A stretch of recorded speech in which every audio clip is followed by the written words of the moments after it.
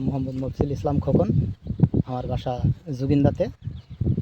আমার একটা জমি নিয়ে এই মাঠে একটা জমি নিয়ে সমস্যা। এই জমিটা আমার শ্বশুরের সম্পত্তি। তো শ্বশুরের একটা ছেলে একটা মেয়ে, আমার কুটুম ভাগ পেয়েছে ওইটা, আর আমার ওয়াইফ ভাগ পেয়েছে এটা। এই জমি আমি 6-7 বছর ধরে চাষাবাদ করছি। এখন পাট বোনার জন্য জমি চাষ করেছিলাম। পাট বুনতে এসে এই পাড়ার খলিলের ছেলে খায়রুল ইসলাম আমাকে এসে বললো যে কখন তুই জমি ডালে আসবি নি। আমি বললাম কেন?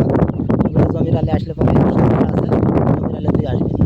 আমাদের কী সমস্যা একটু বলেন। তো জমি আমি জোর করে এখন দখল করে দেবো, জমি কিসের বলে জমি খাবেন? আমি ক্ষমতার বলে এখন জোর করি দখল করে খাবো, তুই জমি ডালে আসবি নি। তারপরে দু এক কথা হওয়ার পরে ও আমাকে বললো তুই জমিতে যদি এখন না যাস তাহলে তোর বিশাল সমস্যা আছে। তো আমি গ্রামে গিয়ে কয়েকজনকে বললাম যে এই সমস্যা। তারা বললো যে আইন নিয়ে যাও। আইন তো অনেক দিন থেকেই ভোগ দখল করে। আনুমানিক আমি তো অতটা বলতে পারি, 30-35 বছর হবে। উনি 30-35 বছর ওই চাষাবাদ করেছে এটা।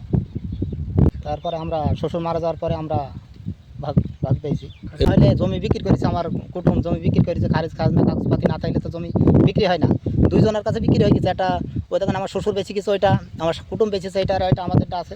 আমরা ক্ষমতার বলে আমি দখল করবো তাই বলেছি।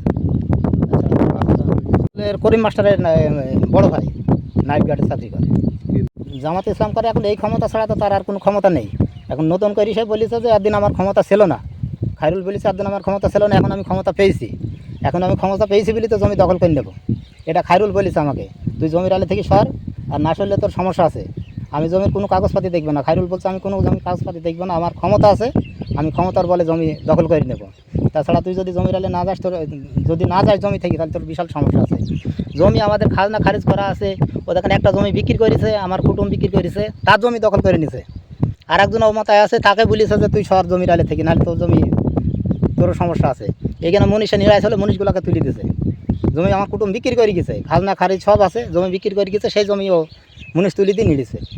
আবার আমার জমি আমাকে বুনতে দেয়নি।